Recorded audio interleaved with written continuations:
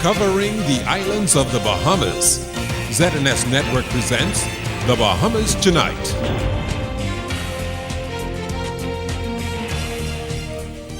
Good evening and welcome to The Bahamas Tonight. I'm Giovanni Stewart. Thanks as always for joining us.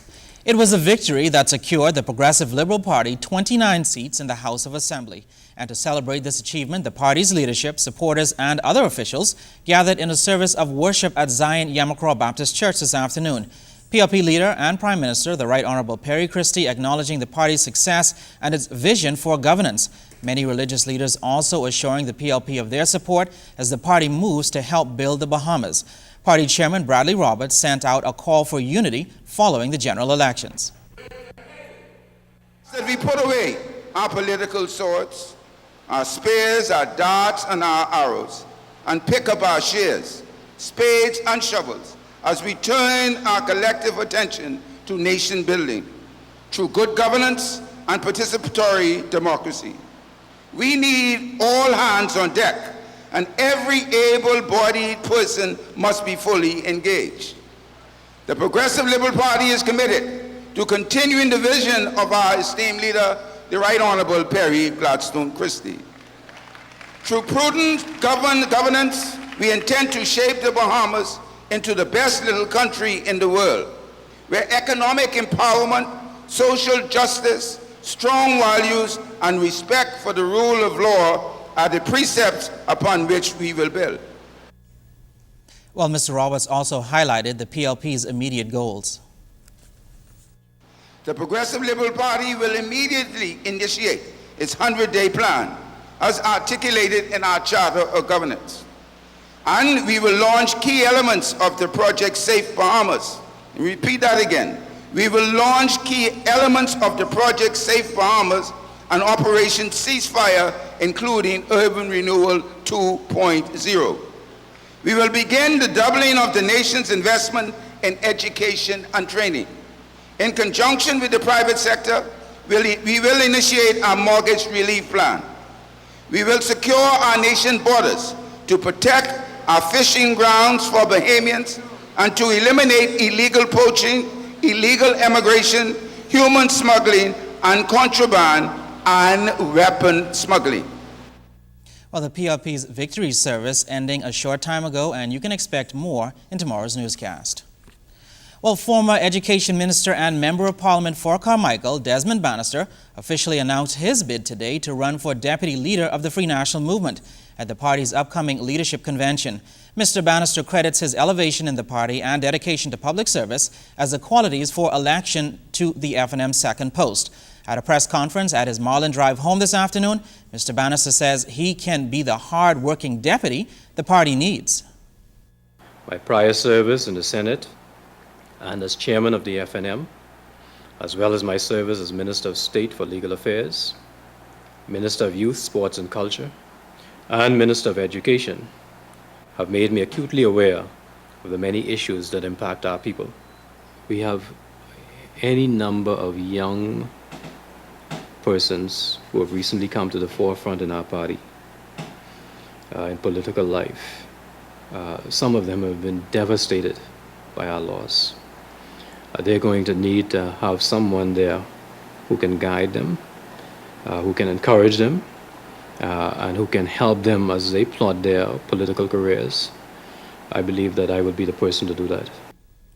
Bannister notes that his contenders for the deputy leader spot are outstanding and respectable individuals, and he will continue to support the F&M whatever decision is made at the leadership convention. He maintains, though, that in opposition, the F&M will truly be a force to reckon with. Nobody on our side wants a government to fail. We don't want to see a government fail. We want to see our country move forward. We respect the decision of our people. They voted on May 7th. And now we have to be able to ensure that that government lives up to the commitments they made. They're not just promises, they're commitments. And we're going to require them to live up to those commitments. And if they don't live up to those commitments, we're going to remind them about those commitments. Well, efforts to expand and upgrade telephone services in various parts of the country continue. BTC launched its 4G network in grand style in Treasure Key and Marsh Harbor, Abaco this weekend. It's the third flagship store of its kind to officially open in the Family Islands, and as LaDon Davis tells us, the launch was met with overwhelming support from customers. For months now, BTC has been taking its 4G network campaign throughout the country, and on Friday they launched their 7th flagship store right here in Treasure Key, Abaco. With some 7,000 wireline customers, 22,000 registered, and 3,000 broadband customers, Treasure Key is making history as the third largest BTC customer base in the country.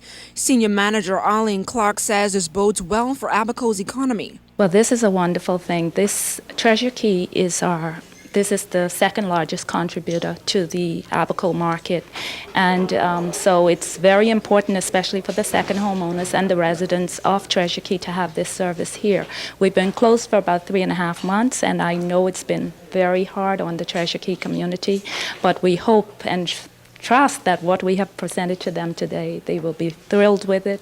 Senior Vice President of Commercials and Family Islands, Tellis Simonet, says the Abaco flagship store is the third to open in the Family Islands, and some $100,000 were invested to get it already. Mr. Simonet says BTC is now on target to launch a total of 35 stores this year.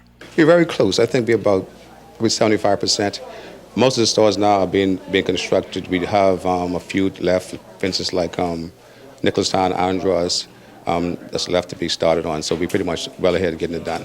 Customer Donna Hudson was one of the first to purchase a brand new telephone from the new and improved flagship store. I bought a Samsung Galaxy S2, and well, I do property management, so I have a lot of customers all over the world, so I need this to update myself and to communicate with my customers. A day later, BTC introduced its 4G network to thousands of customers in Marsh Harbor, Abaco, who stood on long lines for giveaways and new telephones at the Parish Hall. Meantime, BTC plans to open stores in Eleuthera in the coming weeks. LaDon Davis, ZNS News.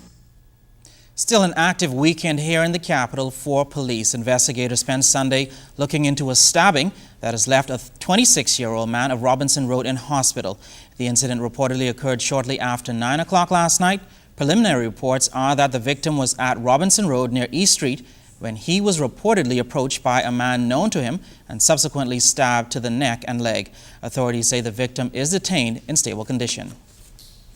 And about 3 hours later, authorities learned of a shooting on Cocoa Plum Lane off Florida Court involving a 45-year-old man. Preliminary reports are that around 11:30 last night, the victim was reportedly at his residence when he was approached by another man who shot him multiple times. Police confirmed the victim is detained in serious condition in hospital. And still to come in the Bahamas tonight, there is a new primary school student of the year.